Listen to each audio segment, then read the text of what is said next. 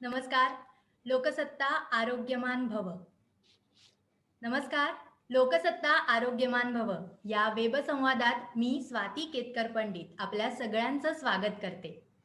Corona काळाने आपल्यापासून काय काय हिरावून नेलं याची यादी खूप मोठी आहे. पण करोना काळाने आपल्याला काय दिलं याचा जर सकारात्मक पद्धतीने थोडासा विचार करायचा झाला, तर आपल्या लक्षात येईल की या काळाने आपल्याला दिली ती आरोग्याची जाणीव. नियमित व्यायाम आणि सुयोग्य आहार याचं महत्त्व काय आहे, हे या काळाने आपल्याला शिकवलं. आणि अर्थातच आहार आणि व्यायाम हे 2 शब्द आल्यावर त्याचबरोबर अनेक प्रश्नही आले. म्हणजे काय खायचं, काय खायचं नाही, व्यायाम कसा करायचा, घरातच बसून आहोत, मग वजन वाढेल का, चरबी वाढेल का, असे अनेक प्रश्न आपल्या मनात असतात.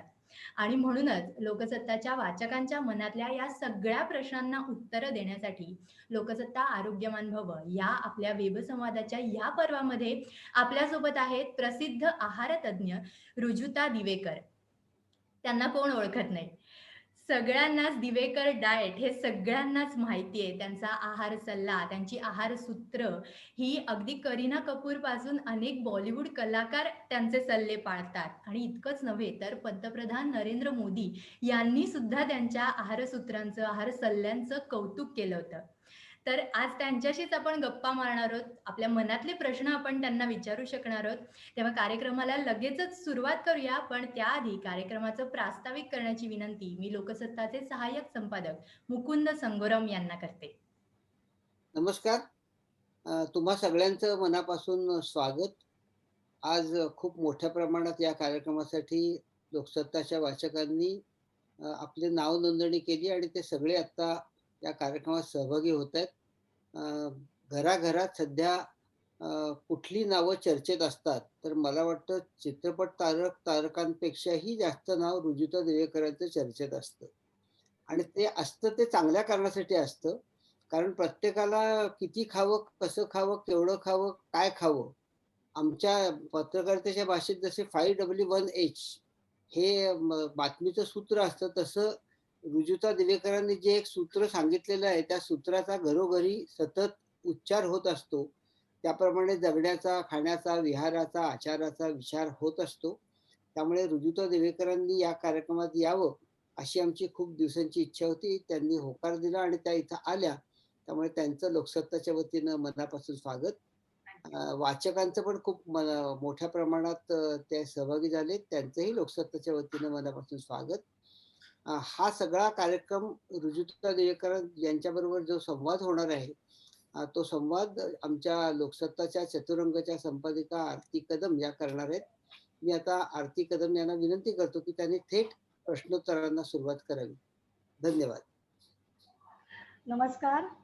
लोकसत्तेच्या आरोग्यमान भव या कार्यक्रमात पुन्हा एकदा सगळ्यांचं मनःपूर्वक स्वागत. मंडळी, दिवाळी नुकतीच संपलेली आहे. अर्थात मला खात्री आहे की अनेकांच्या घरात हे दिवाळीचं फराळ घमघमत असणार आहे आणि दिवाळीच्या निमित्ताने गोड पदार्थ खाणं होतच असतं. चॉकलेट्स आणि कॅडबरीज हे असतं आणि त्यामुळे त्याच्यावर तुम्ही सगळ्यांनी अगदी यथेच्छ ताव मारलेला असणार.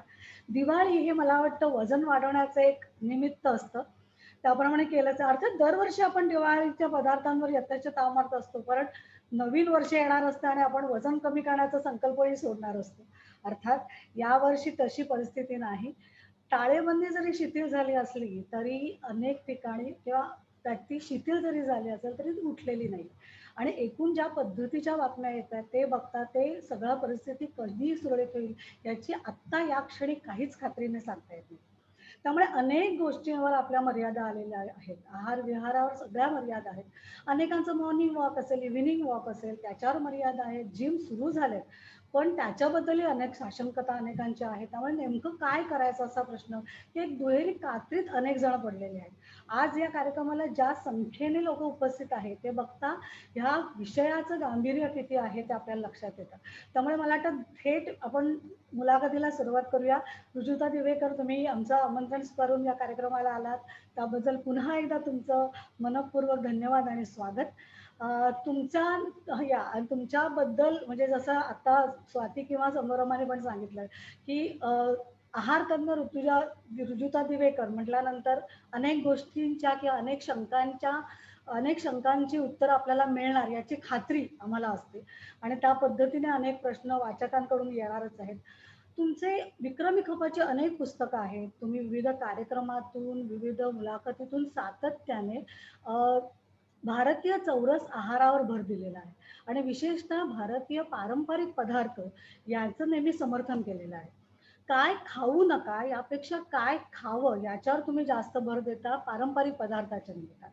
त्यामुळे आज या कार्यक्रमात आहार आणि आरोग्य याची जी आपण सांगड घालतो किंवा विशेषतः कोरोनाच्या काळात आपण ती कशी घालायला हवी अधिक, ह्याच्यावर आपण बोलणार आहोत. त्यामुळे मी पहिला प्रश्न थेट विचारते, जो तुम्हाला आत्तापर्यंत अनेकांनी विचारलेला असेल आणि तुम्ही वेगळ्या प्लॅटफॉर्मवरनं त्याची उत्तरही दिली असेल.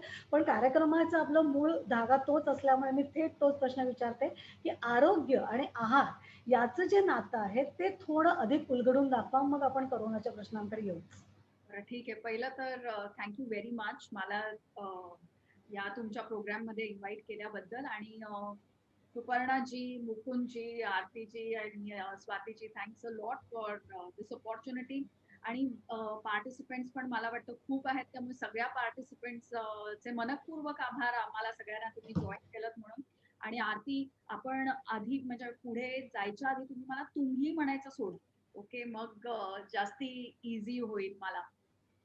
तर सर्वात पहिलं मला वाटतं आहार आणि आरोग्य ह्याचं तेवढं जवळचं नातं आहे जेवढं की मुलं आणि आई ह्यांचं जे नातं आहे तेच आहार आणि आरोग्याचंही नातं आहे. आहार समज जर का आपण आपल्या आयुष्यातून बाहेर काढला तर आरोग्य आपण आपलं चांगलं राहूच शकत नाही. जसं की समज जर का मुलं आईपासून दुरावली तर आईची जशी तब्येत बिघडते तसंच आरोग्यही आपलं बिघडतं जेव्हा जेव्हा आपण जेव्हा जेव्हा आपण आहाराकडे नीट लक्ष देत नाही तेव्हा. अनफॉर्च्युनेटली आजकाल काय झालेलं आहे की आपण आहार असं म्हटलं की आपण कॅलरीज, प्रोटीन, कार्बोहायड्रेट, फॅट अशाच प्रकारे त्याच्याबद्दल बोलत राहतो. पण ऍक्च्युली तर आहार कुठचा असावा तर तो असावा जो जो आपल्या एरियाचा शेतकरी पिकवतो आणि जो आपल्या स्वयंपाकघरात आपण बनवतो. या दोन्ही गोष्टी समज जर का आपण नीट ठेवल्या तर आपल्याला आपला आहार आणि आरोग्य हे दोन्हीही सांभाळता येईल. नक्कीच. ते सांभाळणंच महत्त्वाचं असं मला वाटतं. कोरोनाच्या निमित्ताने हा कार्यक्रम होता म्हणून आधी काही प्रश्न आपण कोरोनाच्या निमित्ताने करूया, की कोरोनाचा प्रादुर्भाव सुरू झाल्यापासून सातत्याने एक शब्द कानावर येतोय आणि प्रत्येक घरात येतोय ते म्हणजे इम्युनिटी, ही रोगप्रतिकार शक्ती वाढली पाहिजे. ते जर असेल तर तुम्ही स्वतःचं संरक्षण करू शकाल. तर ही रोगप्रतिकारक शक्ती वाढवायची असेल आणि ती आहारातनं वाढवण्याची शक्यता असते, ती कशी आपण वाढवू शकतो हा आपण एक प्रश्नाचा उत्तर. बघा, मी गेले 20 वर्ष काम करते आणि आतापर्यंत मला कुठेही जेव्हा बोलवलं जातं किंवा कुठचेही जे माझे क्लायंट्स असायचे तर आम्ही फक्त फॅट लॉस बद्दलच बोलायचो किंवा फॅट लॉस आणि वेट लॉस हाच मेन इव्हेंटचा that would be the whole point of the event.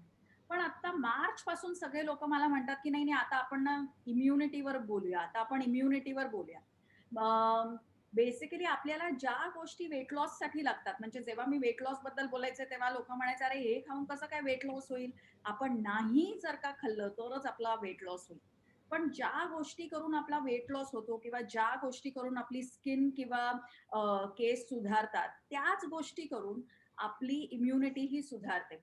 आता डेव्हलप्ड कंट्रीज मध्ये म्हणजे जेव्हा युके मध्ये किंवा युएस मध्ये हळद दूध हे टर्मरिक लॅटे किंवा गोल्डन मिल्क म्हणून जेव्हा लोक पितात आणि त्याच्यासाठी जेव्हा ते भरपूर पाऊंड्स किंवा डॉलर्स स्पेंड करतात, जेव्हा न्यूयॉर्क टाइम्स मध्ये किंवा गार्डियन मध्ये ह्याच्यावरती आर्टिकल येते तेव्हा अनफॉर्च्युनेटली आपण भारतात पण म्हणायला लागतो की अरे हे तर आपण पारंपरिकरित्या आपण तर हळद दूध कायम रात्री झोपायच्या आधी आपण प्यायचोच.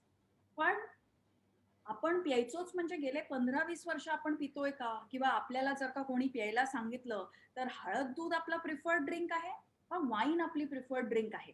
ह्या सगळ्या गोष्टी आपण स्वतःला विचारल्या पाहिजेत. तर इम्युनिटी बिल्ड करण्यासाठी you need the same old stuff. घरी जेवा, वेळेवर झोपा, कमीत कमी अर्धा तास तरी एक्सरसाइज करा. आणि फालतू गोष्टींचा स्ट्रेस घेऊ नका. ह्या जर का गोष्टी आपण पाळल्या तर आपली इम्युनिटी चांगली राहते. बाकी इम्युनिटीसाठी ओमेगा 3 घ्या किंवा व्हिटॅमिन डी घ्या किंवा मला वाटतं व्हिटॅमिन झिंक किंवा व्हिटॅमिन ए, ह्या सगळ्या गोष्टी जेव्हा आपण बाजारातून पिल्स पावडर्सच्या फॉर्म मध्ये खायला लागतो, तेव्हा आपण करंटली इम्युनिटीचं जे मॉनिटायझेशन चालू आहे त्याला बळी पडतो.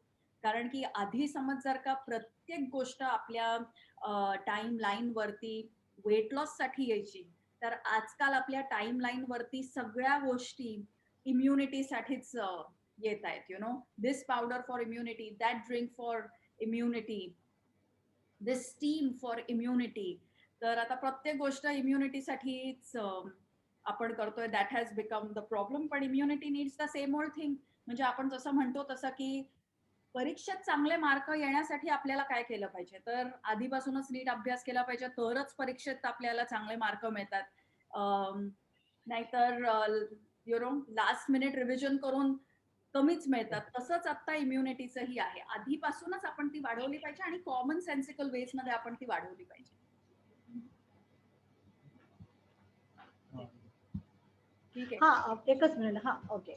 त्यामुळे इम्युनिटी सातत्याने मी म्हटलं तसं इम्युनिटी वाढणं हे आपल्याच हातात आहे आणि तशी आपण ती वाढवली पाहिजे. बरोबर आहे.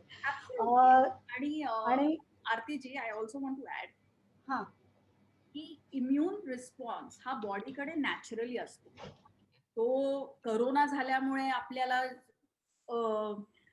इम्युनिटीसाठी काय आता आपण करावं, हे ऍक्च्युली इन अ वे ही असं विचार करणं ही चुकीचं आहे. इम्युनिटी आपल्या बॉडीकडे नॅचरली असते. प्रत्येकाकडे इम्युन सिस्टम असते आणि प्रत्येक इम्युन बरोबर. सिस्टम कुठच्याही व्हायरस, बॅक्टेरिया किंवा फॉरेन मायक्रोब्सशी कायम लढतच असते. आपण फक्त आपल्या पुअर लाईफस्टाईलनी आपली प्रतिकार शक्ती कमी करू शकतो. आपण जर का वेळेवर झोपलं नाही, आपण समज जर का जास्ती पॅकेज्ड आणि प्रोसेस्ड खाल्लं, आपण एक्सरसाइज सोडली, आपण वेळेवर जर का जेवत नसू, आपण जेवत असताना जर का टीव्ही बघत असू, तर ह्या सगळ्या गोष्टी इम्युनिटी ड्रॉप होते. Otherwise if you are leading a good life, तर इम्युन रिस्पॉन्स हा चांगलाच राहतो. आणि आता आपण because we are talking about immunity, मला वाटतं आपण आपल्या गव्हर्नमेंट्सना पण रिस्पॉन्सिबल होल्ड केलं पाहिजे. आपल्याकडे एअर पोल्युशन किती आहे किंवा वॉटर पोल्युशन किती आहे किंवा सॉइल पोल्युशन किती आहे, ह्या गोष्टींनीही आपली इम्युन सिस्टम आयतर वाढू शकते किंवा खचू शकते. अगदी बरोबर, अगदी बरोबर. यालाच जोडून एक प्रश्न विचारते की एकूणच कोरोनामुळे समाजावर पूर्णतः परिणाम झालाच आहे. पण विशिष्ट वर्गांवर एक वेगळा परिणाम होतो आहे असं दिसतो आहे. म्हणजे आता नोकरदार वर्ग आहे, वर्क फ्रॉम होम करते, मुलं आहेत जी कॉलेजमध्ये आहेत किंवा स्कूल फ्रॉम होम आहे. वृद्धांमध्ये विशेषतः की त्यांचं खातात ते फक्त त्यांना आता जाण्यावर फिरण्यावर मर्यादा आले किंवा मधुमेही लोक आहेत त्यांच्या त्या वर्गावर एक परिणाम होतो. तर ह्या असं विशिष्ट प्रत्येक वर्गांवर एक थोडा परिणाम होतो आहे. खाणं तर करायलाच पाहिजे, खायला तर पाहिजे आहे, पण आपल्याला बाहेर जाता येत नाही किंवा फार वावरता येत नाही. अशा वेळेला तुम्ही काय सांगू शकाल की अशा विशेष नोकरदार वर्गाला, कारण त्याचा तास वाढलेला आहेत अनेकदा, पण बाहेर जाता येत नाही, खाण्यावर मर्यादा येतात किंवा बसण्यावर मर्यादा येतात, विहारावर मर्यादा येतात, तर त्यांना काय सांगू शकाल? एकतर आता जेव्हा लॉकडाऊन चालू होतं तेव्हा मी दररोज एक लॉकडाऊन सिरीज म्हणून एक चालू केली होती फेसबुक आणि इंस्टाग्रामवर, की रोज आयदर थोडी एक्सरसाइज किंवा थोडासा आहाराबद्दल सल्ला किंवा लाईफस्टाईल बद्दल सल्ला, हे मी त्या लॉकडाऊन सिरीज मध्ये कव्हर करत होते. इनफॅक्ट तेच आता माझ्या लेटेस्ट बुक मध्ये पण मी लिहिलेलं आहे. It is called eating in the age of dieting. पण जे लोक वर्क फ्रॉम होम करतायत आणि ज्यांचे पॅन्डेमिकमुळे एक चेंज मी बघितलाय की HR, ज्याला ह्युमन रिसोर्स आपण म्हणतो प्रत्येक कंपनीमध्ये जे असते, they have been very kind. तर they are actually saying to people की नाही, तुम्ही ब्रेक घ्या, तुम्ही स्क्रीन टाइम मधून ब्रेक घ्या, तुम्ही ऑनलाईन एक्सरसाइज क्लास लावा किंवा चालू करा. पण मला वाटतं घरी आपण फक्त जरी 5 सूर्यनमस्कार घातले आणि दर अर्ध्या तासाने आपण जर का आपल्या खुर्चीवरती बसून दर अर्ध्या तासाने आपण कमीत कमी 3 मिनिटं जरी आपण उभं राहिलो, तरी या 2 छोट्या गोष्टींनी आपण बराचसा एक चौरस एक्सरसाइज प्रोग्राम स्वतःसाठी करू शकतो. आणि वर्क फ्रॉम होम मध्ये स्पेशली ज्या स्त्रिया किंवा महिला आहेत वर्क फ्रॉम होम मध्ये, त्यांचा सध्या काय चाललंय, वर्क फ्रॉम होम आणि वर्क ऍट होम. त्यामुळे या दोन्ही ठिकाणून त्याच्यावर मला डिटेल यायचंच आहे. तो yes, एक मोठा प्रश्न असणारच आहे. काय आहे ना, की आपण जेव्हा आरोग्याबद्दल बोलतो तेव्हा आपण कायम एखाद्या हॉर्मोन बद्दल किंवा एखाद्या वेट बद्दल किंवा एखाद्या इम्युनिटी रिस्पॉन्स बद्दल बोलतो, पण आपण सोशल सिस्टम बद्दल बोलतच नाही. तर बरोबर. जेव्हा आपले किचन्स किंवा आपली स्वयंपाकघरं जेव्हा जेंडर न्यूट्रल होतील, तेव्हा पूर्ण घराचं आरोग्य आणि इम्युनिटी ही या दोन्ही गोष्टी वाढतील. कारण आता Yes. बायका सगळ्या वर्क फ्रॉम होम तर करतातच आहेत, पण मग हो. वर्क ऍट होम कोण करणार आहे? तर वर्क ऍट होम मध्ये जेव्हा 50-50% वर्क डिस्ट्रीब्युशन होईल, तेव्हाच आपलं खरं तर आरोग्य जास्ती सुधारेल. नाहीतर जोपर्यंत आपल्याकडे पुरुषांना हे वाटत राहतं की मी चहा स्वतःचा बनवतो, मी एक ऑमलेट करू शकतो, हा जोक जोपर्यंत you know they have to understand की बायकांसाठी हा जोक इज नॉट फनी. हे ऐकल्यावरती आम्हाला हसायला येत नाही, रडायला येत आहे. तर हो. हाच माझा पुढचा प्रश्न आहे, की तुम्ही सुपोषित महाराष्ट्र Facebookवर कार्यक्रम करतात.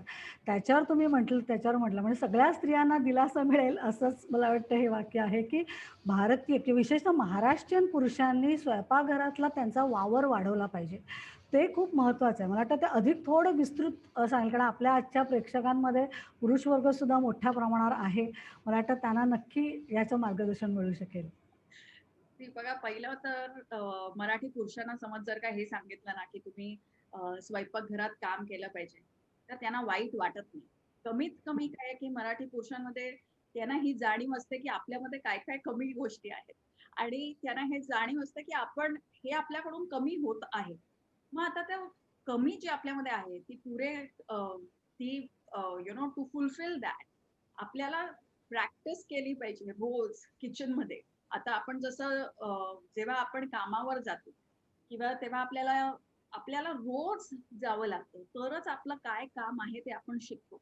तसंच स्वयंपाकघरातही जर का आपण रोज गेलो, तरच आपल्याला हे कळायला लागतं, की आपण काय काय केलं पाहिजे आणि कुठे कुठे आपल्याला अजिबात कळत नाही, की कसा स्वयंपाकघरात आपण वावरलं पाहिजे. जर का स्वयंपाकघरात आपण फक्त वीकेंडला गेलो किंवा फक्त स्वतःच्या चहाचा कप आत ठेवायला गेलो, तर काहीही आपल्याला कळणार नाही. त्यामुळे प्रत्येक पुरुष ज्यांनी आज आपल्याला जॉइन केलंय, त्यांनी कमीत कमी रोज अर्धा तास तरी स्वयंपाकघरात काढला पाहिजे. आणि वॉच अँड लर्न बघायचं आणि शिकायचं.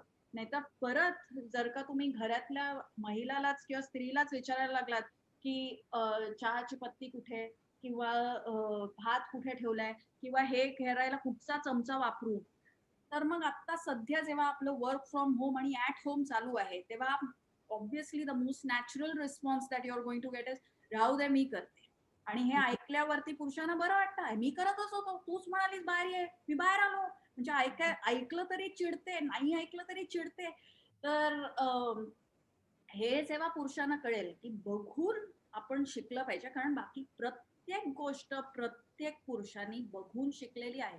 मग स्वयंपाकघरात का why don't we have the same approach of watch and learn? तर I think that's one big change that needs to come. हो आणि आणि मला असं वाटतं, की त्यानिमित्ताने त्यांचाही एक फिरणं पण होईल. म्हणजे वर्क फ्रॉम होम करत असताना किचनमध्ये जाणं हा जसं घरातल्या बाईला आधार देण्याच्या बरोबरीच त्या स्वतःचा पण त्याचा व्यायाम पण होतो आणि इतर गोष्टीची पण कल्पना येते. शेवटी काय आहे, की कुकिंग किंवा स्वयंपाक करता येणं ही एक लाईफ स्किल आहे. आणि ह्या लाईफ स्किलवरती जेवढा इम्पॉर्टन्स आपण दिला पाहिजे, तेवढा इम्पॉर्टन्स दिला जात नाही. स्विमिंगवर, सायकलिंगवर आपल्याकडे क्लासेस असतात, की नाही हे आपल्याला आलंच पाहिजे. स्केटिंग हे आपल्याला आलंच पाहिजे. लहानपणापासूनच आपण हे करायला लागतो. कारण की ही एक लाईफ स्किल आहे ह्याची आपल्याला जाणीव असते. किंवा ड्रायव्हिंग ज्यांच्याकडे गाडी आहे, की आपल्याला गाडी चालवता आली पाहिजे. ही एक लाईफ स्किल आहे. तसंच कुकिंग ही एक लाईफ स्किल आहे. आणि आपण जेव्हा म्हणतो ना, की आजकाल आरोग्य आपलं कमी होत चाललंय. आरोग्य कधी कमी होत जातं, जेव्हा जेव्हा आपण घरात स्वयंपाक कमी करायला लागतो किंवा आपल्याला कमी कमी कुकिंगची जाणीव असते किंवा आपली स्किल ती कमी असते, तेव्हा तेव्हा आपलं आरोग्य बिघडायला लागतं. आणि आपण केलेले पदार्थ खाण्याचा एक वेगळा आनंद आहेच आणि तो इतरांना खिलवण्यातला एक वेगळा आनंद आहे जो बायकांना माहिती आहे. Yes. त्यालाच पुढे जाऊन मग आता स्त्रियांच्या बद्दल हाच प्रश्न आपल्याला पुढे नेता येईल, की त्या निमित्ताने स्त्रियांचं जे दुहेरी काम वाढलेलं आहे. त्यामुळे काही वेळेला फिजिकल स्ट्रेस येतोच आहे. पण तिने आपल्या आहाराकडे नेमकं कसं लक्ष दिलं पाहिजे? मला वाटतं बायकांसाठी आपल्याकडे कायम ज्या गोष्टी अ, आहेत, ज्या आपण खाल्ल्या पाहिजेत, त्या म्हणजे मूठभर शेंगदाणे संध्याकाळी 4 किंवा 6 वाजता, सकाळी उठल्यावर बदाम, ह्या म्हणजे नट्स ही एक इम्पॉर्टंट गोष्ट आहे सगळ्या बायकांसाठी, स्पेशली त्यांच्या हॉर्मोन्ससाठी. ही एक. दुसरी गोष्ट म्हणजे आणि ह्या गोष्टी पुरुषांनाही आणि लहान मुलांनाही तुम्ही सगळ्यांनी. बिनधास्त देऊ शकता. दुसरी गोष्ट म्हणजे आपल्याकडच्या ज्या मिलेट्स आहेत, म्हणजे नाचणी, हं, ज्वारी, बाजरी आणि आपल्याकडे ह्या मिलेट्स खायची जी सिस्टम आहे, हं, की हं. थंडीत बाजरी आणि ज्वारी आपण ऑलमोस्ट 12 महिने खातो किंवा नाचणी आपण ऑलमोस्ट 12 महिने खातो. आणि या तिन्ही ही गोष्टींचे आपण विविध प्रकार बनवतो. म्हणजे आपण त्याचं सत्वही बनवू शकतो, त्याची भाकरीही बनली जाते, त्याचे लाडूही बनतात. तर इन एनी फॉर्म जर का रोज आपण एक मिलेट खाल्लं, यातलं बाजरी, नाचणी किंवा ज्वारी, तर त्याच्याने आपल्याला बरेच व्हिटॅमिन बी मिळतंय आणि व्हिटॅमिन बी मिळाल्यामुळे आपली एनर्जी लेव्हल जास्ती चांगली राहते. रोज एक मूठभर शेंगदाणे किंवा कुठचेही नट्स, काजू, बदाम ह्यातल्या कुठच्याही गोष्टी खाल्ल्यामुळे व्हिटॅमिन बी6 आपल्या बॉडीला मिळतं. त्यामुळे वर्क फ्रॉम होम केल्याने जो स्ट्रेस होतोय आपल्याला सारखा, तोही कमी प्रमाणात आपल्याला व्हायला जाणवतो. तिसरी गोष्ट म्हणजे जी आपण कायम खाल्ली पाहिजे, ती म्हणजे एक लोकल सीझनल फ्रूट. आत्ता जे फ्रूट ह्या सीझनमध्ये चालू आहे, ते आपण नक्की खाल्लं पाहिजे. कारण की त्याच्यामुळे जो फायबर मिळतो, त्याच्याने डायजेशन इम्प्रूव्ह होतं. त्याच्याने ॲसिडिटी, ब्लोटिंग ह्या गोष्टी कमी होतात. नाहीतर आत्ता आपला ओव्हरऑल ॲक्टिव्हिटी कमी झाल्यामुळे जास्ती कॉन्स्टिपेशन, जास्ती ॲसिडिटी, जास्ती ब्लोटिंगचा त्रास होत आहे लोकांना. तर एक फळ खाल्ल्याने that is something which will get resolved. चौथी गोष्ट जी प्रत्येक बाईनी खाल्ली पाहिजे, ती म्हणजे भाज्या पण स्पेसिफिक टाइपच्या ह्या भाज्या ज्या आपण आठवड्यातून कमीत कमी 2-3दा तरी खाल्ल्या पाहिजेत. म्हणजे सुरण, रताळं, अरबी या ज्या आपल्या ग्राउंडमध्ये ज्या भाज्या ग्रो होतात आणि ज्या आधी आपण चांगल्या बऱ्याच प्रमाणात खायचो. आजकाल आपण त्या एवढ्या खात नाही. त्या आपण आणल्या पाहिजेत. They are extremely good for hormonal stability. तर ज्या बायकांना पीसीओडीचा त्रास आहे किंवा पीएमएसचा त्रास आहे किंवा पेरिमेनोपॉज होत असेल, त्यांनी ह्या भाज्या आवर्जून खाल्ल्या पाहिजेत. आणि लास्टली बिफोर आय फॉरगेट, घरी बनवलेल्या चटण्या, घरी बनवलेले घरी बनवलेलं लोणचं आणि भात. भात हा आपण नक्की खाल्ला पाहिजे. कारण हं. की आत्ता वर्क फ्रॉम होम आणि वर्क ॲट होम सर्वात सोपी गोष्ट शिजवण्यासाठी, खाण्यासाठी आणि पचवण्यासाठी जी अँटी एजिंग पण आहे आणि अँटी स्ट्रेस पण आहे, ते म्हणजे भात. मग तो भात तुम्हाला जसा हवा असेल तसा.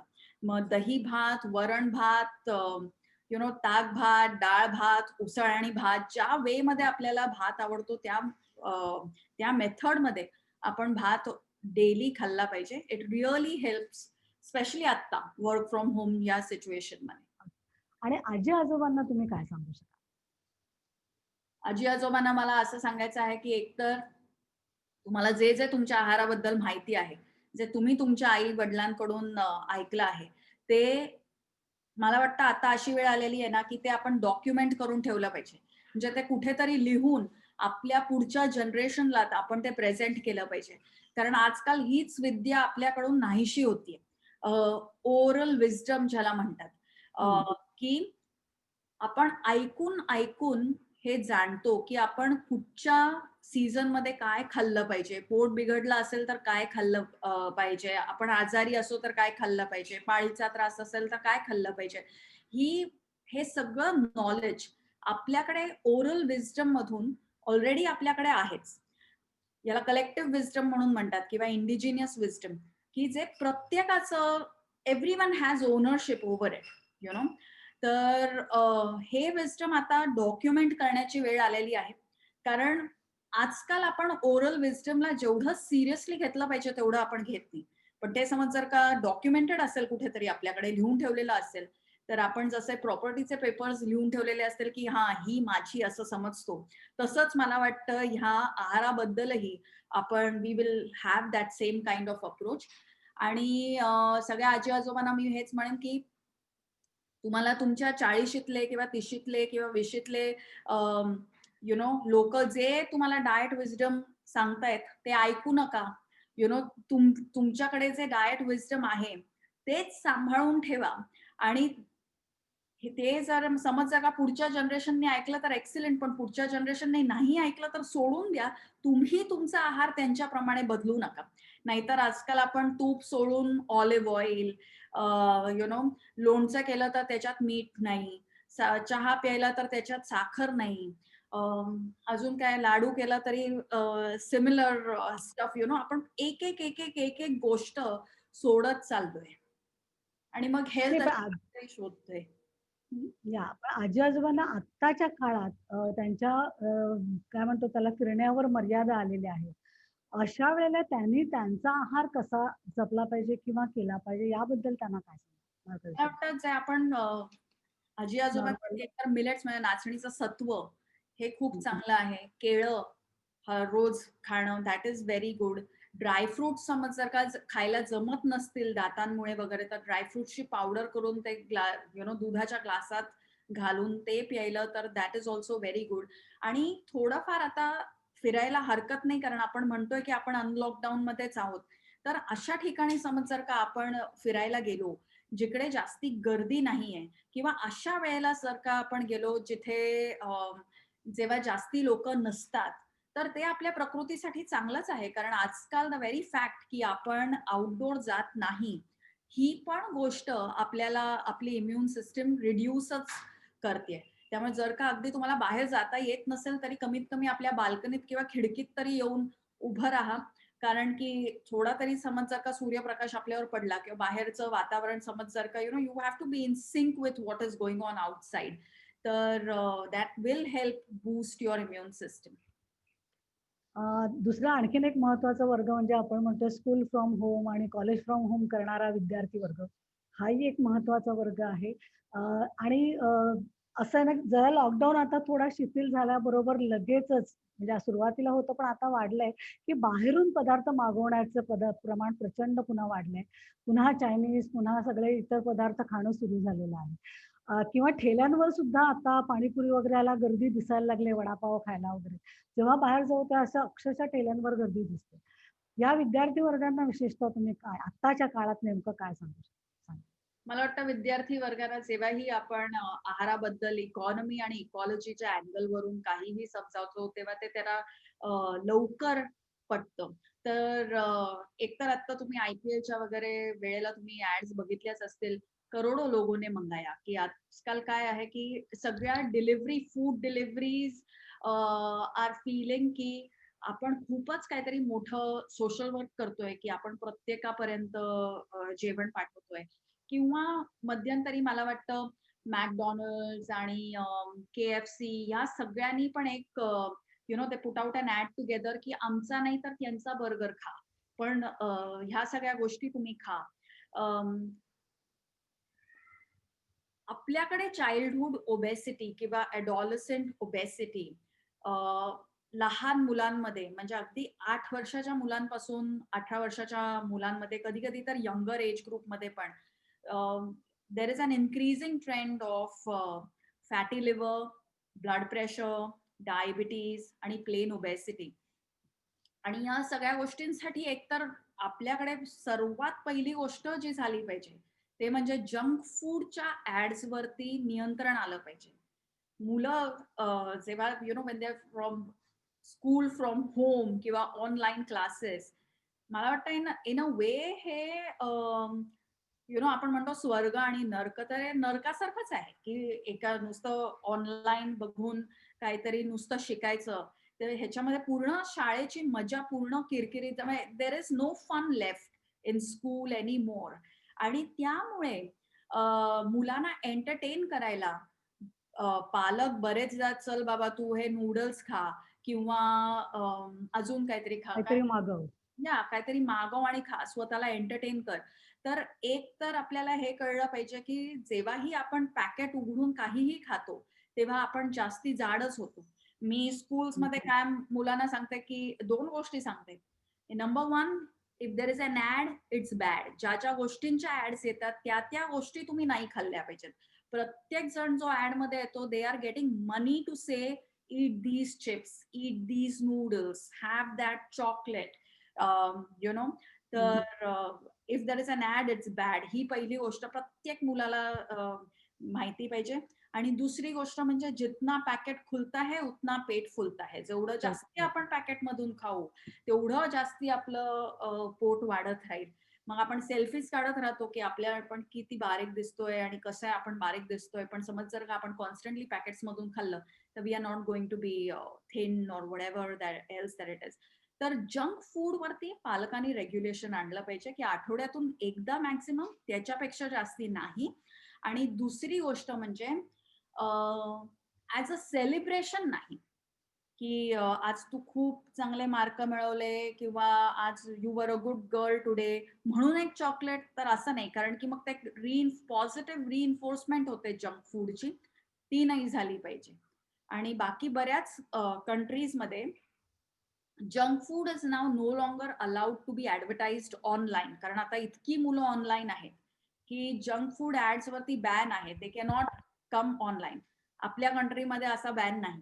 U know, so we have to know की आपली मुलं जर का जास्ती ऑनलाईन असतील तर ते नॅचरली फील लाईक इटिंग मोर जंक. कारण की त्याच ऍड्स ते सारखं सारखं बघतात. तर मुलांमध्ये अवेअरनेस रेज करणं, ह्याच्या पलीकडे पर्याय नाही. आणि त्यांना इकॉनॉमी आणि इकॉलॉजीच्या अँगलनी हे समज जर का कळलं की जे लोक ऍड मध्ये येतात दे are getting paid for it, आणि बाकी हे जे सगळं प्लास्टिक आहे ते शेवटी जंक पृथ्वी स्तरावरतीच आहे. त्यामुळे 50 वर्षानंतर ना झाडं तुम्ही you know you can't grow trees, you will have the ocean inside your home. त्यामुळे आता तुम्ही हे प्लास्टिक मधून खाणं सोडलंच पाहिजे. नाही, अगदी महत्वाचाच मुद्दा हा तुम्ही सांगितलेला आहे आणि खूप गरजेचा आताच्या काळात आहे. आणि सुदैवाने किंवा दुर्दैवाने म्हणू, पण आई वडील आणि मुलं एकत्र आहेत सध्या काही काळ. अशा वेळेला तो एक संवाद साधणं पण खूप वेळ मिळू शकतो. तुम्ही साधला पाहिजे. मुलांना त्याचं महत्व पटवून दिलंच पाहिजे, हे मला नक्की वाटतं. येस. मगाशी आता जी आपण लिस्ट सांगितली त्याच्यामध्ये आणखीन एक वर्गाबद्दल आपण बोलत होतो, मधुमेह किंवा ज्यांचं हृदयरोग आहेत त्यांनाही कोरोनाबद्दल थोडं एक चिंता आहे त्याबद्दल. तर ह्या वर्गाला तुम्ही नेमकं किंवा त्यांच्या आहाराबद्दल तुम्ही काय यु नो काय आहे की in food science there is something called as nutritionism म्हणजे प्रत्येक आहाराकडे फक्त प्रोटीन, कार्बोहायड्रेट, फॅट अशा वे किंवा अशा पॉइंट ऑफ व्ह्यू मधून बघणं आणि मग डिसिजन्स घेणं. So nutritionism is similar to racism, sexism, ageism. म्हणजे रेसिझम म्हणजे आपला कलर काय आहे त्याप्रमाणे आपल्याला जॉब मिळणं किंवा न मिळणं. सेक्सिझम म्हणजे आपलं जेंडर काय आहे की आपण पुरुष आहोत का स्त्री आहोत त्याप्रमाणे कोणीतरी आपली कुवत ठरवणं. आणि एजिझम म्हणजे आपल्या वयाप्रमाणे लोक जे आपल्याला इल ट्रीट करतात किंवा डिसिजन्स बनवतात आपल्याबद्दल. तो सगळ्या टाईपचे इझम्स आर रॉंग. तसंच न्यूट्रिशनिझम इज ऑल्सो व्हेरी रॉंग. न्यूट्रिशनिझम हे तर इट्स सो डीप न्यूट्रिशनिझम की आपण चूज करतो की मला मधुमेह आहे तर मी काय खाऊ, मला ब्लड प्रेशर आहे तर मी काय खाऊ, मला ओबेसिटी आहे तर मी काय खाऊ. The minute we start thinking like this we become victims of the food industry. तर फूड विजडम जे आहे किंवा आहाराचं जे बेसिक आहे ते प्रत्येकासाठी सेमच असतं की तुमच्याकडे जे पिकतं, जे आत्ता सीझन मध्ये आहे, जे तुम्ही तुमच्या स्वयंपाकघरात बनवू शकता ते तुम्ही खा, तरच तुमचं आरोग्य चांगलं राहील. मग समज जर का तुमच्या आरोग्याची करंटली प्रायोरिटी असेल मेनोपॉज तर menopause is better. Currently if the priority is मधुमेह तर मधुमेह is better. Blood sugars are better control. समज जर का your priority is blood pressure तर blood pressure is better control. हे जे आहे की हे डायबिटीससाठी, ते ब्लड प्रेशरसाठी, हे ऑस्टिओपोरोसिससाठी, ते अजून काहीतरी साठी, पिकलेले केस काळे करण्यासाठी. This is just food and weight loss industry. It's business as usual. असं काही नाही. आता तुमचा पेपर येतो, प्रत्येक पेपर समज जर का आपण वाचत असताना समज जर का आपण असं विचार, तुम्हाला जिओग्राफीमध्ये इंटरेस्ट आहे तर तुम्ही लोकसत्ता वाचावा का? तुम्हाला पॉलिटिक्समध्ये इंटरेस्ट आहे तर तुम्ही तो वाचावा का? तुम्हाला you know I don't know general knowledge हवं असेल किंवा चांगला एडिटोरियल पीस हवा असेल तर तुम्ही लोकसत्ता वाचावा. तर प्रत्येकच गोष्ट जसं लोकसत्ता अड्रेस करते तसंच प्रत्येक गोष्ट आपण समज जर का आत्ता जे सीझन मध्ये आहे ते समज जर का वापरलं, ते आपण आपल्या स्वयंपाकघरात बनवलं आणि वेळेवर खाल्लं आणि टीव्ही न बघता खाल्लं, वेळेवर आपण जर का झोपलो आणि जर आपण 30 मिनिटाची एक्सरसाइज केली तर आपण प्रत्येक हेल्थ कंडिशन वरती मात करू शकतो. पण तुम्ही आता डायबिटीस आणि ब्लड प्रेशरचे म्हणालात आणि इंडिया इज बरोबर. कन्सिडर्ड टू बी मधुमेह आणि ब्लड प्रेशर मध्ये we are considered to be the capital of the world. आणि या बरेचदा लोकांचा असा समज होतो की भात खाल्ल्याने डायबिटीस होतोय, किंवा केळं खाल्ल्याने डायबिटीस होतोय, किंवा आंबा खाल्ल्याने डायबिटीस होतोय.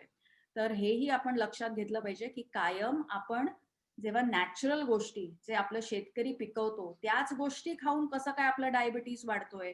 कारण की मारी बिस्किट खाऊन तर आपला कधीच डायबिटीस वाढत नाही.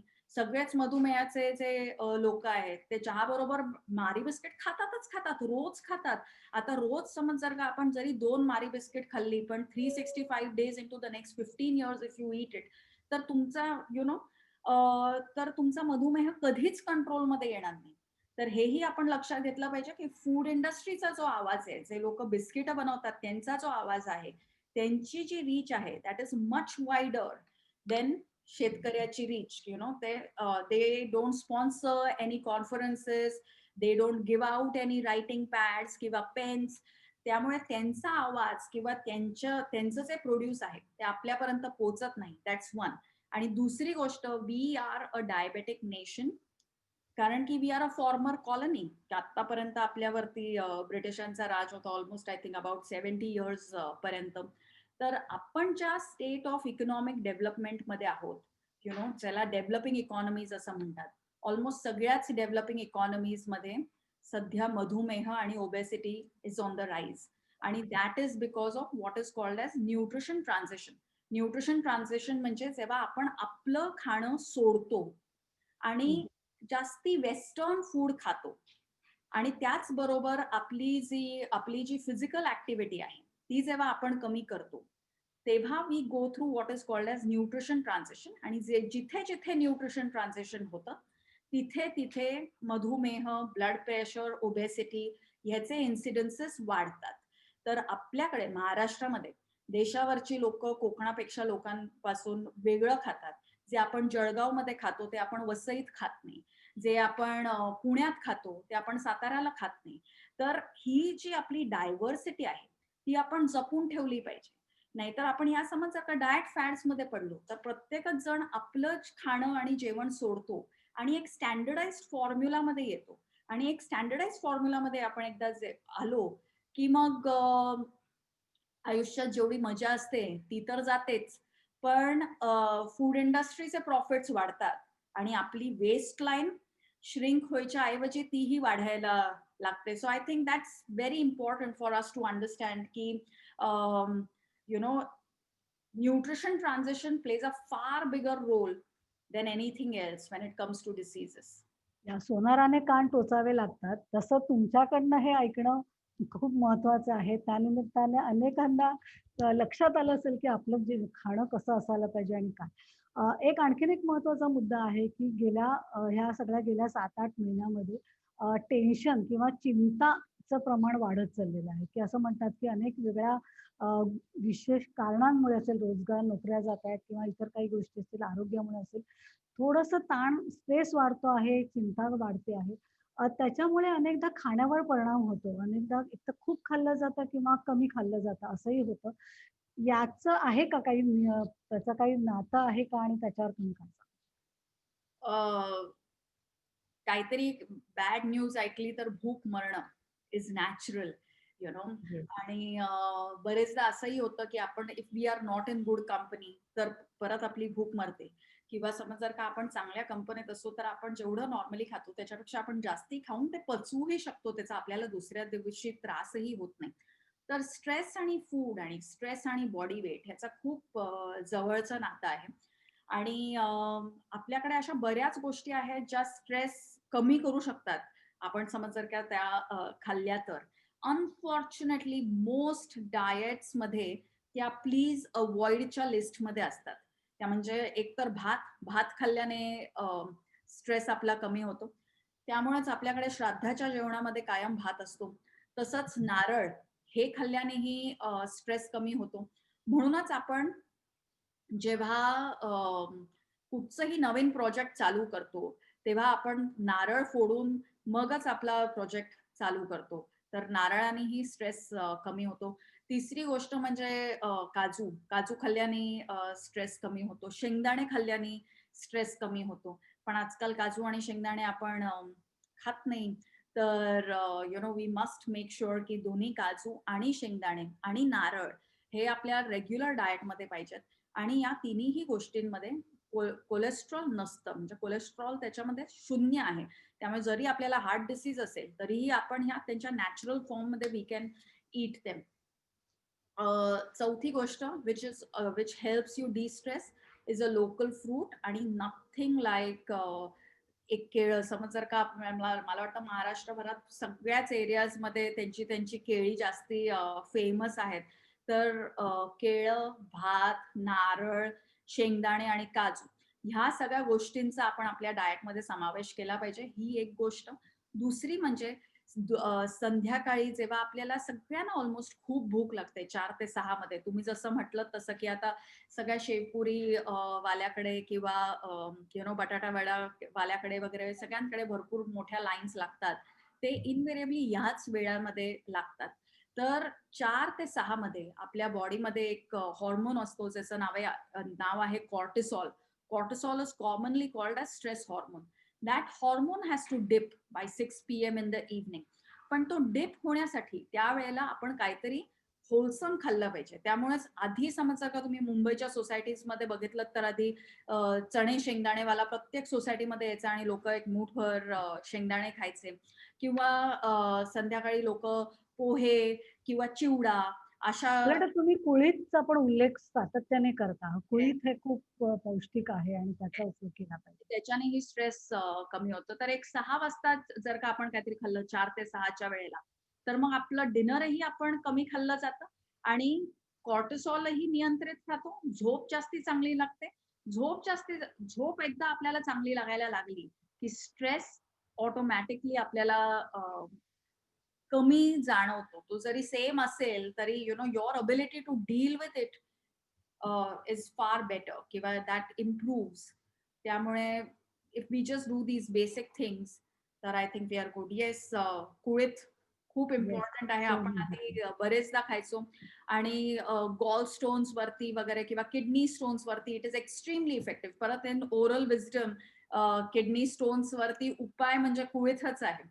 तर कुळीथही आपण रेग्युलरली खाल्ला मला पाहिजे. वाटतं तुमच्याशी बोलताना आहार आणि आरोग्य हा इतका मोठा विषय आहे, की माझ्याकडे अनेक प्रश्न आहेत, पण आपल्याला वेळेची मर्यादा आहे आणि सर्वात महत्त्वाचं आपल्याला वाचकांचे काही प्रश्न घ्यायचे आहेत.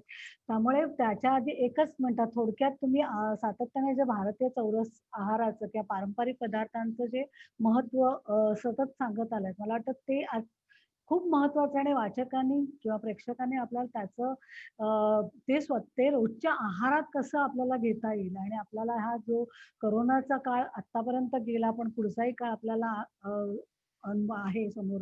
तो त्यातून कसं बाहेर पडता आणि आपण स्वतःचं कुटुंब, स्वतःचा समाज आणि एकूणच देश आणि म्हणजे जगभराचं एक आरोग्य आपल्याला सुधारायचं. त्यामुळे खाण्याकडे मला वाटतं अधिक चांगल्या पद्धतीने आपल्याला कसं बघता येईल आणि कशा पद्धतीने आपलं आरोग्य सुधारेल यासाठी महत्त्वाचं ठरेल. त्यामुळे तुम्ही जी महत्वाची माहिती देतात ते खूप महत्वाचं आहे. आपण थेट आता प्रेक्षकांकडे जाऊया. माझी सहकारी स्वाती वाचकांच्या वतीने तुम्हाला प्रश्न विचारेल. धन्यवाद. धन्यवाद. धन्यवाद मॅडम. आणि प्रश्न खूप आलेले आहेत, पण मी थोडेसे क्लब करून विचारणार आहे, कारण प्रत्येकाच्या वेगळ्या प्रश्नाला उत्तर देणं आपल्याला शक्य नाहीये. बऱ्याच आपल्या वाचकांचा हाच प्रश्न आहे, की घरून काम असतं, त्याच्यामुळे सतत भूक लागते, काहीतरी खावंसं वाटतं आणि अर्थातच दरवेळी तुम्ही जो म्हणता तसा पौष्टिक पर्याय शोधणं जमत नाही. मग जंक फूड खाल्लं जातं. अर्थातच सगळ्यांचा आणखीन एक प्रश्न आहे, पोट वाढतं त्याच्यामुळे, व्यायामाची बोंब आहे सध्या.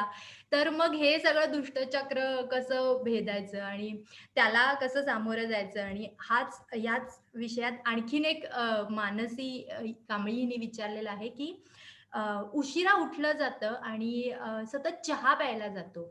तर ह्या सुद्धा वाईट सवयी आहेत हे कळतं, पण त्या तोडायच्या कशा? आणि चहा चांगला का ग्रीन टी चांगला? मग ग्रीन टी सुद्धा जास्त घेतला तर चालेल का? तर ह्या सगळ्या प्रश्नांची जरा उत्तरं द्याल? ठीक आहे. चहा आणि ग्रीन टी बद्दल तर मी तुम्हाला सांगते, आताच आपल्याला सगळ्यांना माहितीच आहे की इकॉनॉमीची काय परिस्थिती आहे. परंतु ग्रीन टीचा बिझनेस भरपूर वाढलेला आहे. कारण की ग्रीन टी मी स्वतःला असं एक पोझिशन केलेलं आहे, की मला समजा का तुम्ही प्यायलात, तर तुम्ही फटाफट बारीक व्हाल. तर फूडमध्ये everything is about pricing, positioning and packaging. त्यामुळे समज जर का if you price the product right, if you position it as a weight loss thing आणि you package it with one thin girl on the cover, तर आपल्याला असं वाटायला लागतं की हे पिऊन आपण बारीक होऊ. तर असं काही नाहीये. तुम्ही रेग्युलर चहा प्यायलात किंवा ग्रीन किंवा ब्लू किंवा पर्पल कुठच्याही रंगाचा प्यायलात, तो दिवसातून 2 किंवा 3 वेळापेक्षा समज जर का जास्ती प्यायला आणि भूक मारण्यासाठी प्यायला, सकाळी उठल्या उठल्या प्यायला आणि रात्री झोपायच्या आधी समज जर का प्यायला, तर त्याचा प्रॉब्लेम आहे. So that's one thing that we have to understand, की रेग्युलेशन किंवा चहा ही 2 किंवा 3 कप एवढाच प्यायला गेला पाहिजे. आणि माझं समज जर का ऐकायचं असेल, तर जसं आपण बनवतो तसा, म्हणजे त्याच्यामध्ये चहा, त्याच्यामध्ये साखर, आलं, दूध, फुल फॅट मिल्क, कारण की चहा पिताना कमीत कमी आनंद तरी वाटला पाहिजे ना. आणि ग्रीन टी पिताना आनंदही वाटत नाही. मग जो आनंदी नाही, तो चांगला कसा दिसेल कितीही बारीक असला तरी? तर दॅट्स वन थिंग. दुसरी गोष्ट, की आत्ता कोरोनाच्या काळात आपल्याला न्यूट्रिशियस फूड मिळत नाही खायला, इज अ मिथ. कारण की असं नाहीये की चौरस खाण्यासाठी आपल्याला किचनमध्ये 50 तास घालवायला लागतात. असा अजिबात काहीही प्रकार नाहीये. अं, सकाळी उठल्यावरती समज जर का तुम्ही मनुका किंवा बदाम ह्याच्याने सुरुवात केली. अ, नाश्त्याला जर का तुम्ही पोहे किंवा उपमा ह्यातलं काहीतरी खाल्लं किंवा घावन, थालीपीठ, कालची पोळी किंवा चपाती, फोडणीचा भात, फोडणीची पोळी, या सगळ्या गोष्टी लेस दॅन 10 मिनिट्समध्ये बनतात. मला कोणीतरी खूप इंटरेस्टिंग सांगितलं होतं, की काहीतरी 2 मिनिट्समध्ये खाण्यापेक्षा काहीतरी 2 मिनिट्स मोर घालवून जर का आपण खाल्लं, तर that is invariably much more nutritious. आणि घरातल्या प्रत्येकाने स्वयंपाकघरात काम केलं पाहिजे. That's very, very important here. Breakfast आणि लंचच्या मधल्या काळामध्ये तुम्ही फ्रूट खाऊ शकता किंवा नारळ पाणी पिऊ शकता किंवा लिंबू पाणी पिऊ शकता. त्याच्याने इमिजिएटली तुमचा एक चहा कमी होतो. ताक पिऊ शकता. आम्ही जेव्हा मुंबई पोलीस वेलफेअर प्रोजेक्ट जेव्हा चालू केलं होतं, तेव्हा साधारण मुंबईमधले पोलीस दिवसाला 17 किंवा 18 कप चहा प्यायचे. कारण की दिवसातून एकदा किंवा मॅक्सिमम 2दाच त्यांना खायला मिळायचं. मग मधलं सगळं चहा, चहा, चहा, चहा, चहा, तंबाखू ह्याच्यावरतीच काढायचो. मग जेव्हा आम्ही त्याच्यामध्ये ताक किंवा कोकम सरबत इंट्रोड्यूस केलं, तेव्हा बऱ्याचशा पोलीस पर्सनलचा 17 ते 18 कप्स पासून 2 ते 3 कप वरतीच चहा आला. मग ॲसिडिटी पण कमी झाली, ब्लड प्रेशर पण कमी झालं. रात्री पाय जे दुखायचे झोपल्यानंतर तेही कमी झाले. त्यामुळे छोट्या-छोट्या गोष्टी करून आपण बरेच मोठे-मोठे आजार नाहीसे करू शकतो. लंचमध्ये रेग्युलर पोळी भाजी किंवा चपाती भाजी, वरण भात यातलं काहीतरी, you should just have one simple meal. संध्याकाळी 4 ते 6 मध्ये, आता नाहीतरी सगळ्यांकडे चांगला दिवाळीचा फराळ आहेच, त्यामुळे चकली, चिवडा, लाडू एखादा घरी बनवलेला ह्यातला कुठचा समज जर का आपण प्रकार खाल्ला आणि रात्री 7:30-8 पर्यंत समज जर का आपण डिनर संपवलं, बाय इटिंग एनिथिंग इन भात, मला वाटतं भात, कुळीथ, आंबेळ या प्रत्येक गोष्टी, all of them are nutritious. हे समज जर का आपण खाल्लं, तर जो चहाचा जो एक्सेस आहे तोही होत नाही. आणि आत्ता जे लोकांना वाटतंय की पोट जास्ती आपलं सुटलंय, पोट जास्ती कशामुळे सुटतं? लोअर बॉडीची जेव्हा आपली स्ट्रेंथ कमी होते, तेव्हा आपलं पोट सुटतं. त्यामुळेच 20 आणि 40 ज्या म्हणजे आपण म्हणतो ना, की I was the same weight when I was 20 that I am right now at 40, अशा बऱ्याच बायका म्हणतात. But the size is different, you know. आणि द साइज इज डिफरंट कारण strength is lesser at 40 age compared to 20. पण it is easy to recover from that strength loss. त्यामुळे प्रत्येक for every 30 minutes of sitting stand for 3 minutes. रोज कमीत कमी 5 सूर्यनमस्कार आणि at least अर्धा तास एक्सरसाइजसाठी वेळ हा काढलाच पाहिजे, स्पेशली बायकांनी.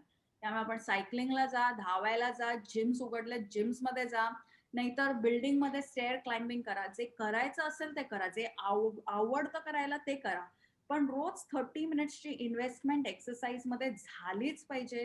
नाहीतर पायाची पण स्ट्रेंथ कमी होते, पोट वाढतं, kidney, lungs, heart, spleen, pancreas, gall bladder, everything starts working suboptimally. त्यामुळे exercise is one pill that everyone must take every day. एक प्रश्न आहे, दत्तात्रय भोसले यांनी विचारलाय, अत्यावश्यक सेवेतले जे कर्मचारी आहेत, जसं तुम्ही पोलिसांचं म्हणालात, तर ह्यांना खूप कमी वेळ मिळतो, म्हणजे त्यांचा वेगळा प्रॉब्लेम असतो की त्यांना वेळ मिळत नाही. तर मग अशा वेळी त्यांनी व्यायामाचं आणि आहाराचं नियोजन कसं करावं? आणि जसं तुम्ही आत्ता व्यायामाविषयी बोललात, त्याविषयी एक प्रश्न आहे. आपल्याकडे वेळ कमी आहे म्हणून मी जरा जोडतीये प्रश्न. शुभदा गोडबोले यांनी विचारलंय की व्यायामाचा क्रम कसा असावा? म्हणजे आधी धावायचं, मग सूर्यनमस्कार किंवा काय वेगळा कसा हवा? ओके, ठीक आहे. आत्ताचे अत्यावश्यक एरियाजमध्ये जितकी पण लोक काम करतात त्यांना तर एक मला वाटतं रिलेंटलेसली गेले 8 महिने ते लोक काम करतायत. आणि जे ते काम करतायत ते खरंच म्हणजे आपण कितीही त्यांचे आभार मानले तरी ते कमीच आहेत. मला वाटतं BMCनी पण यावेळेला खूपच छान काम करून दाखवलंय. तर प्रत्येक whether it is police, whether it is doctors in government hospital, पूर्ण मेडिकल स्टाफ, केमिस्ट, भाजीवाले, truck drivers, I think everyone has really come together to make it easier, मला वाटतं, in a way for the middle class to go through a lockdown. तर ह्या लोकांनी काय करावं ह्याच्यासाठी लॉकडाऊनच्या वेळेला आम्ही एक poster in a way release केला होता की काय काय तुम्ही खाऊ शकता विच इज इझी आणि ज्याच्याने तुम्हाला पूर्ण न्यूट्रिशनही मिळू शकतं. एकतर प्रत्येकाने हे जाणलं पाहिजे की जे इमर्जन्सी एरियाजमध्ये काम करतात त्यांनी जर का वेळेवर खाल्लेलं नसेल तर त्यांच्याकडूनही सब ऑप्टिमलच काम होतं. आणि स्पेशली राईट नाव, कारण आता नाव दे आर एक्झॉस्टेड. त्यामुळे त्यांच्यासाठी एकतर वेळेवर खायची सोय आपण केली पाहिजे. ॲज गव्हर्नमेंट्स किंवा as institutions we have to make it possible for them to at least eat on time. पाण्याची बाटली आपल्याकडे कायम एक असली पाहिजे. शेंगदाणे आणि गूळ हे एक चांगलं कॉम्बिनेशन आहे. प्रत्येक इमर्जन्सी वर्करला जे त्यांनी ठेवलं पाहिजे स्वतःजवळ. एक केळं is again something which is extremely important. आणि एक सोपी गोष्ट जी आम्ही मुंबई पोलीस बरोबर खूप यूज केली आहे ती म्हणजे पोळी, तूप आणि गूळ. हे समज जर का असेल तर मग ते थंड झालं तरीही ते चालतं, पण ऍटलीस्ट ते वेळेवर खाल्लं जातं. त्यामुळे चहा, कॉफी, सिगरेट, तंबाखू किंवा वडापाव ह्याच्यावरती आपण you are less inclined to eat those kind of things. तर या बेसिक गोष्टी सगळे इमर्जन्सी हेल्थ वर्कर्स आणि सर्व्हिस प्रोव्हायडर्स कॅन डू. आपण एक्सरसाइजचा क्रम सर्वात सोपा सांगायचा असेल तर आधी वॉर्मअप, मग एक्सरसाइज आणि नंतर कूल डाऊन, या तिन्ही गोष्टी एक्सरसाइज मध्ये झाल्या पाहिजेत. वॉर्मअप, कूल डाऊनच्या मध्ये एक्सरसाइज. आणि फक्त आपण एक्सरसाइज करतो म्हणून दिवसभर बसून राहिलं तरी चालणार नाही. त्यामुळे ऍक्टिव्हिटीही पाहिजे आणि एक्सरसाइजही पाहिजे. या दोन्हीही गोष्टी आपल्याकडून झाल्याच पाहिजेत. तर ऍक्टिव्हिटीसाठी आपण सारखं निमित्त शोधलं पाहिजे. की मी म्हणून लोकांना कायम सांगते की रिमोट किंवा मोबाईल फोन हे आपल्यापासून कायम लांबच असले पाहिजेत. जर का ते आपल्याकडेच असतील तर इट्स इझिली ऍक्सेसिबल. लांब असेल तर ऍटलीस्ट कमीत कमी तेवढं तरी चाललं जातं. That's one. दुसरी, in terms of very simply to tell you, क्रम काय असला पाहिजे, जे कठीण आहे आपल्या शरीरासाठी ते आपण आधी केलं पाहिजे आणि जे सोपं आहे ते नंतर केलं पाहिजे. त्यामुळे धावायचं आधी का सूर्यनमस्कार आधी करायचे? If that has to be answered, तर फर्स्ट द क्वेश्चन इज, करायला कुठचं जास्ती कठीण वाटतंय? धावणं कठीण वाटतंय का सूर्यनमस्कार जास्ती कठीण आहे? जर का सूर्यनमस्कार जास्ती कठीण असतील तर आधी सूर्यनमस्कार नंतर धावा. जर का धावणं जास्ती कठीण असेल तर आधी धावा आणि नंतर सूर्यनमस्कार करा. हे अगदी अभ्यासासारखं झालं. म्हणजे आधी कठीण आहे ते टॉपिक सोडवा आणि नंतर जे सोपं येतंय ते करा. आता अगदी काही मिनिटं आहेत. फक्त शेवटचा प्रश्न, की थंडी वाढतीये आता सगळीकडेच वाढते आणि त्याचबरोबर असं म्हटलं जातंय, की कोरोनाची दुसरी लाट किंवा पुढचा धोका सुद्धा संभवतो आहे.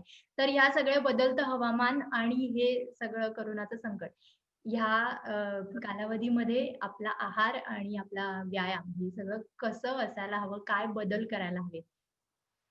एक तर आता पाणी बरेच लोक कमी पितात कारण की थंडी वाढली की तेवढी तहान लागत नाही. पण तरी कायम पाणी आपल्या आजूबाजूलाच पाहिजे. मी बसताना कायम एक तांब्या भांडं माझ्या बाजूलाच ठेवते, की म्हणजे दिसलं ना पाणी की मग ते प्यायलं जातं. स्पेशली वर्क फ्रॉम होम पासून लोकांनी हे केलं पाहिजे, की water should be visible at all points of time आणि stay well hydrated. That's one. दुसरी गोष्ट, आता थंडीमध्ये आपण जास्ती काय खाल्लं पाहिजे, तर बाजरी ही आपल्या डाएटमध्ये आली पाहिजे. कमीत कमी आठवड्यातून 2 ते 3दा तरी you have to regularly eat it. तिसरी गोष्ट म्हणजे this is the season to eat तूप आणि लोणी. तर मला वाटतं भाजणीचं थालीपीठ आणि लोणी किंवा चकली आणि दही किंवा बाजरीची भाकरी आणि त्याच्याबरोबर थोडं तूप, गूळ, हा सीझन चालू आहे. तर this is when you should be eating it, तूप आणि लोणी. चौथी गोष्ट म्हणजे ज्या सगळ्या उसळी ज्या आपण टिपिकली अदरवाईज खात नाही. म्हणजे एक तर कुळीथ आपण आधी खूप खायचो, आता खूप कमी प्रमाणात खाल्लं जातं आणि मग त्यामुळेच बऱ्याच लोकांच्या चेहऱ्यावरती पिगमेंटेशन पण येतं, की एक साइड जास्ती डार्क दिसते, दुसरी साइड जास्ती फेअर दिसते. तो कुळीथ can help with all that also. त्यामुळे कुळीथही खाल्लं पाहिजे. आणि शेवटची गोष्ट म्हणजे ड्रायफ्रुट्स. आत्ता समज जर का रोज एक मूठभर आपण ड्रायफ्रुट्स खाल्ले आणि समज जर का ड्रायफ्रुट्स जमत नसतील तरी शेंगदाणे, चणे हे जर का आपण खाल्ले तर मग आपल्या बॉडीला ॲडिक्वेट हायड्रेशन मिळतं आणि स्पेशली आपल्या जॉईंट्सला जी फ्लुइडिटी पाहिजे जॉईंट्समध्ये मेंटेन करायची जी गरज असते तीही मेंटेन होते. त्यामुळे प्रत्येक सीझनमध्ये आपण आपला आहार सीझनल फूड प्रमाणे चेंज केला पाहिजे.